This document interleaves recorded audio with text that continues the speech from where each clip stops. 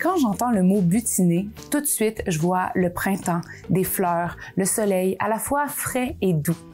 Ce que j'imagine dans le fond, ça ressemble pas mal à ça. Évidemment, je vois aussi des abeilles qui voyagent de fleur en fleur pour récolter leur nectar. Butiner, pour moi, c'est bucolique. Mais saviez-vous que le verbe butiner nous provient en fait du mot butin?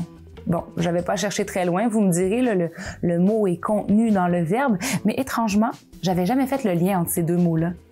Un butin, c'est une prise de guerre, comme dans la phrase « Les pirates se partagent le butin ». C'est drôle, hein? C'est pas mal moins printanier que ce que je m'imaginais. Mais on dirait que je peux quand même comprendre, ou du moins m'imaginer, tout le chemin parcouru par le verbe butiner pour en arriver au sens qu'on lui connaît aujourd'hui. Dans le fond, là, c'est comme si les abeilles, les butineuses par excellence, pillent les fleurs de leur nectar. Même si, à proprement parler, on sait bien que ce pillage est en fait très bénéfique et qui permet aux fleurs de se reproduire grâce à la pollinisation. Ce qui est beau là-dedans, là, c'est que la pollinisation, ça sert et les abeilles et les fleurs. C'est gagnant-gagnant, comme on dit. Il y a sûrement quelque chose à retenir là-dedans. Aujourd'hui, je vous invite non pas à venir arroser les fleurs avec moi parce que j'ai juste un arrosoir, mais plutôt à vous laisser inspirer par les personnes butineuses que vous découvrirez en venant à la rencontre de quelques-uns des 1001 visages de ma communauté.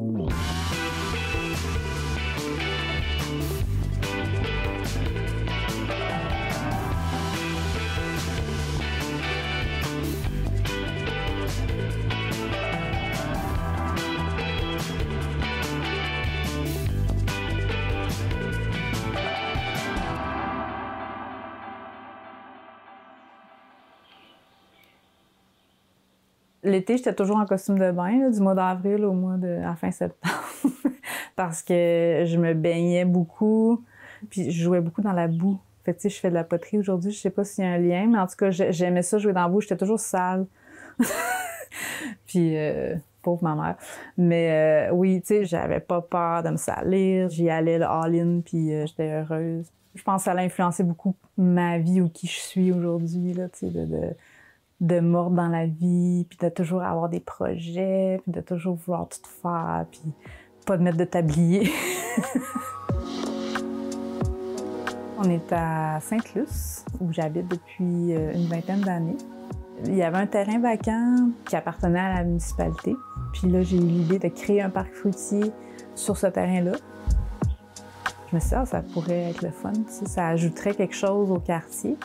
Puis on s'est mis ensemble, des amis, des bénévoles. L'année passée, ça a été fou, la récolte. Fraises, framboises, mûres, poires, groseilles, gadelles, cassis. C'est fou, c'est comme plein de fleurs, c'est vraiment beau. Je m'appelle Charline Giffard. J'ai de la misère à mettre une étiquette sur qui je suis parce que je suis très multiple. Je suis artiste avant tout, mais j'ai aussi un esprit très scientifique. Je suis géographe d'ailleurs, de formation. Puis je suis propriétaire de la petite boutique La Bohème à Rimouski.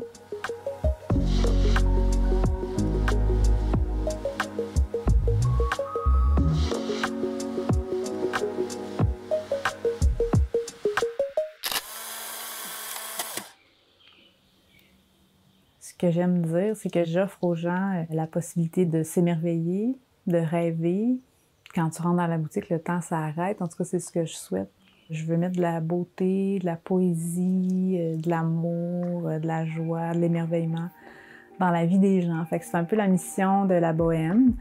On y trouve mes créations en art, en métier d'art, des créations de d'autres artisans de la région, mais aussi du Québec et de la brocante aussi. C'est ma mère qui m'a transmis sa passion pour les antiquités. Ma mère a fait ça depuis plusieurs années. C'est tous des objets vraiment choisis, là. Il y a une esthétique assez définie, on va dire, là. Mais un jour, je me suis rendue à l'évidence que je suis pas mal bohème. Fait que ça me représente bien. J'aime explorer toutes les techniques, autant la vannerie que la poterie. Je vais pratiquer mon art beaucoup dans mon atelier. Je m'amuse à dire que je suis une artiste indisciplinée, fait que la bohème, on la retrouve là aussi. Dans le fond, je colonise toute la maison. Chaque pièce, des fois, c'est un atelier temporaire. Je considère que mon atelier est partout, en fait. Quand j'ai acheté la propriété ici, c'était un tout petit terrain. Puis en arrière de ce terrain-là, il y avait un boisé. Tu sais, je le voyais, puis là, j'étais comme « Ah, ça a l'air tellement attirant! » Fait qu'un jour, j'ai demandé au propriétaire de cette pointe de terre-là si je pouvais l'acheter. Je me suis fait un petit sanctuaire, justement, je me suis fait un petit tipi dans ce lieu-là que je décore tranquillement parce que ça me fait du bien. Je suis la seule, je pense, dans le village qui a un petit boisé comme ça, là. Donc, je me sens vraiment privilégiée d'avoir ça chez moi, puis ça m'apporte beaucoup de paix. Il y a 2 jours, on a fait un vernissage de mon dernier projet de création. L'idée, c'était de faire des petits chamans, des petits personnages avec chacun leur sanctuaire. Il y en avait 36. J'étais vraiment pris d'un élan. Puis là, j'ai fait ça pendant 2 jours. J'avais besoin comme de les présenter à mon cercle rapproché, disons. J'ai invité quelques personnes à venir découvrir ça. Fait que là, il y en a qui se sont choisis un chaman lors du vernissage. Je pense qu'ils ont chacun leur personnalité, leurs attributs. C'est un peu spirituel comme création. C'est mon espace sacré, qu'on pourrait dire, ou mon autel, mon altar. Il y a des objets significatifs pour moi. Je vais me recueillir. J'ai l'habitude de faire un rituel à la nouvelle lune puis à la pleine lune. Je trouve que c'est un rendez-vous avec moi-même qui me fait du bien. Butineur. C'est un peu ça que je fais. J'aime ça faire un peu toutes sortes de choses. Fait que j'ai l'impression que je butine d'un projet à l'autre, d'une discipline à l'autre. De regarder la vie, de regarder la beauté, la beauté qu'il y a autour de nous. Je pense que ça résumerait bien ma vie.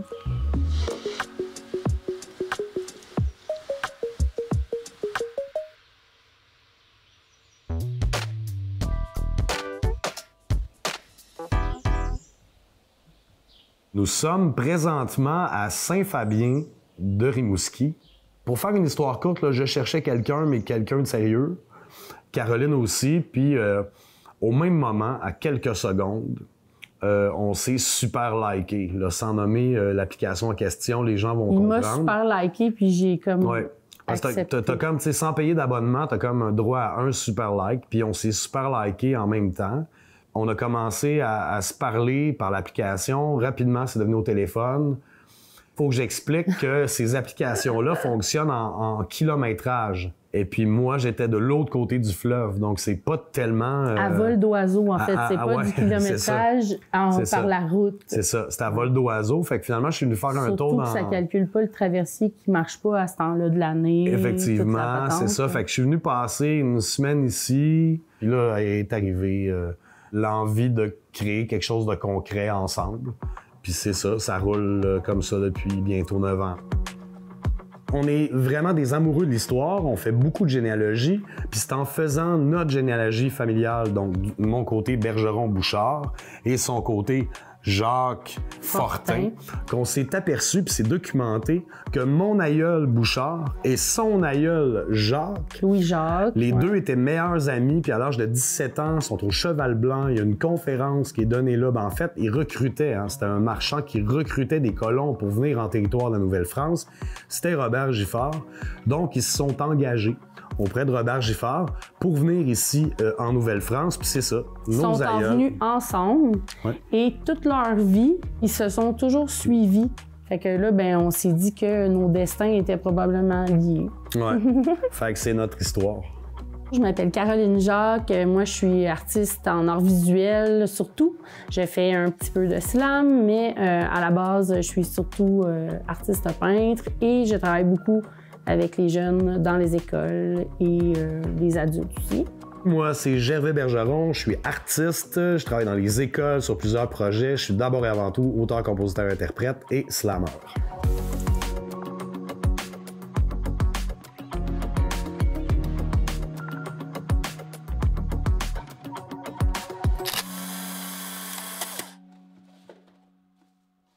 De 5 ans à 9 ans, j'ai été en Afrique, en Guinée. Mon père travaillait pour Hydro-Québec International. Ma mère était à l'ambassade du Canada comme infirmière. Quand on était en pirogue, on voyait des méduses multicolores géantes. L'eau était transparente. On voyait des dauphins. On allait sur une île, c'est un peu comme paradisiaque, là, comme on voit là, les palmiers et tout ça. À toutes les fins de semaine, nous, on allait là, on prenait une pirogue, puis on allait sur cette île-là. Mais pour embarquer dans la pirogue, il fallait marcher dans la baie de Conakry, qui était à l'époque la baie la plus polluée au monde, dans les années 80. À cette époque-là, tu marchais dans des déchets avec des poissons morts et toutes sortes de choses. Ça m'a marqué, puis c'est beaucoup la disparition du patrimoine vivant là, qui m'interpelle. Puis ça a vraiment commencé avec les baleines. Ça me faisait faire des dépressions, là, quasiment, là, les enjeux environnementaux. Nous, on se disait, tant qu'à aller faire un projet dans une école, bien, ça serait le fun qu'il reste quelque chose. Il y a une petite fille, cette semaine, elle dit... On disait, en 2016, on a commencé le projet des poissons à l'école. Elle a dit, hey, en 2016, j'étais même pas née. Ouais. Ça s'appelle empreinte de marée. Empreinte de marée. Fait que c'était comme des coquillages, tous des éléments qui pourraient être fossilisés, en fait. Fait qu'on fabrique des fossiles. Les jeunes vont imprimer dans l'argile. Puis là, on a plein de trucs, des coquillages, des oursins. Il y a des poissons, des requins. On a des poissons du Saint-Laurent, c'est ça? Des belugas. Parce que l'objectif, c'est vraiment notre territoire.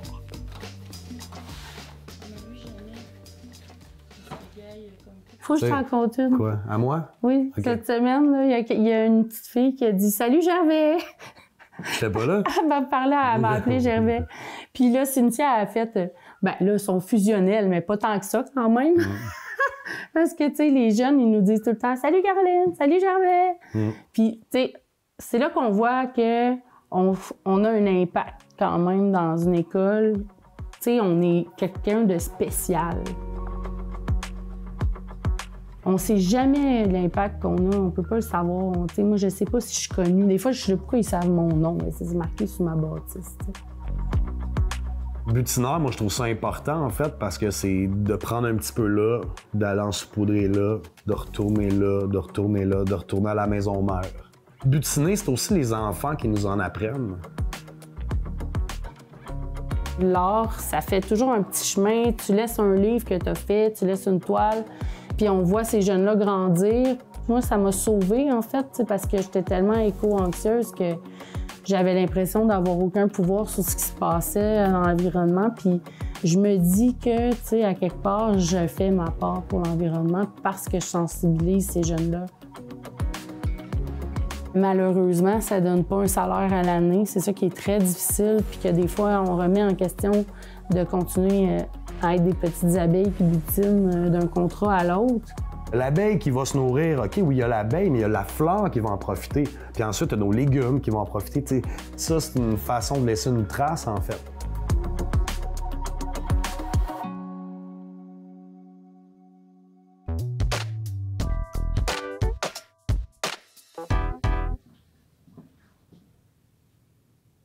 Aujourd'hui encore, je me lève vraiment très tôt. J'aurais pu être boulangère ou fermière ou quelque chose comme ça. 4 heures, souvent, je suis debout, moi, le matin.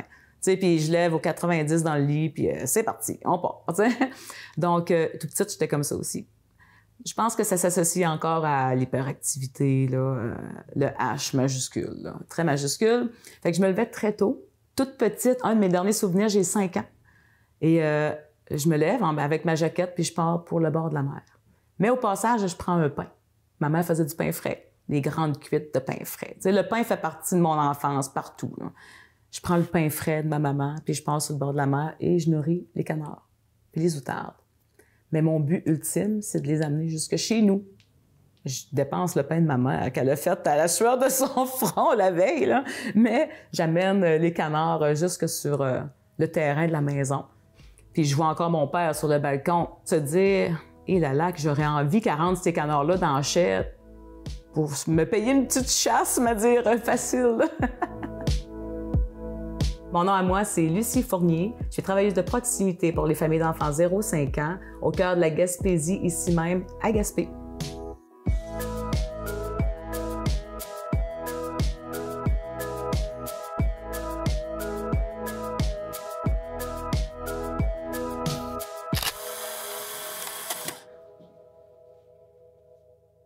Hey, j'ai 2 vies dans une, moi, en fait. C'est un beau parcours, puis je suis fière de parler de ça, là, maintenant. J'ai été éducatrice à la petite enfance pendant 23 ans. C'est une blessure à l'épaule qui a fait en sorte que j'ai dû revoir ma vie avec grand désarroi. Je suis retournée aux études. Je me suis inscrite en ligne, par-dessus le marché, en arrière d'un ordinateur. J'étais pas mauvaise à l'école, mais c'était difficile pour moi, l'école. C'était vraiment difficile de rester concentrée puis de rester à ma place, là. Donc, j'ai réussi ça. J'ai gradué, j'avais 46 ans. Je suis allée chercher ma job, en fait, au centre de pédiatrie sociale, tu sais. J'ai vu ce poste-là qui était super intéressant. J'ai cogné à la porte et j'ai dit, ben, c'est moi, ta travailleuse de proximité. Et ça fait 1 an bientôt que je suis là. L'équipage d'un centre de pédiatrie sociale, c'est vraiment un lieu où on reçoit des familles. On vient ici, on a une rencontre avec un médecin, intervenant social, le travailleur social. Fait qu'on peut cibler toutes les sphères entourant l'enfant. C'est plus familial que l'hôpital, c'est plus convivial aussi. Demain, c'est la journée d'Halloween. On reçoit les petits-enfants de la maternelle, 98 petits mousses. Je ne dirais pas petits monstres, parce qu'on ne sait pas en quoi ils vont être. Moi, j'ai 3 enfants qui sont grands maintenant, mais j'aime ça dire à mes familles que c'est la plus belle chose au monde d'avoir des kids, pour vrai. Mais c'est une des plus difficiles aussi, vraiment. J'appartiens à la communauté, moi, dans la vraie vie, en fait. J'appartiens pas à une seule place. Je suis campée ici, mais j'appartiens à la maison de la famille, à la maison de quartier, aux friperies, aux organismes communautaires, tout autre autour de moi où il y a des familles, en fait. Je tisse des toiles d'araignée entre tout ce beau monde-là, entre les familles que je veux apporter vers ces organismes-là aussi pour répondre à leurs besoins. Je risque de tisser un lien.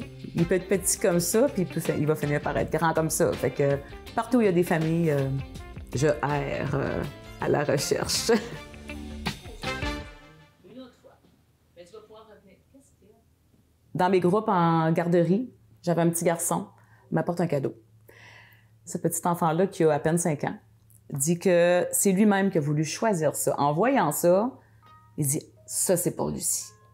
Je vais prendre contact avec un petit bonhomme pour le remercier, pour lui dire « Mais pourquoi?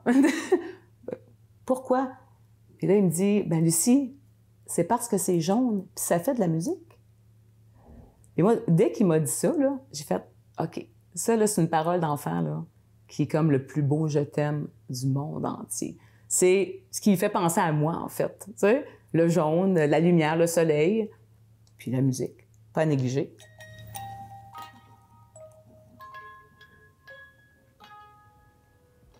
Ça me suit partout parce que je trouve que c'est un des plus beaux je t'aime que j'ai jamais reçu de ma vie.